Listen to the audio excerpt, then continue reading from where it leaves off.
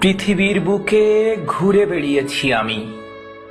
এ পাহাড় ওই পাহাড়, সমুদ্রের নোনা পানি, আম গাছ, বাবুই পাখি ও জোনাকি পোকা।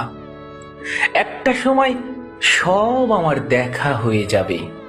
সুমিষ্ট ঝর্ণার পানিতে তৃষ্ণা মিটে যাবে, কিন্তু তোমাকে না পাওয়ার হাহাকার, ছুঁয়ে দেখার আকাঙ্ক্ষা আমার রয়েই যাবে।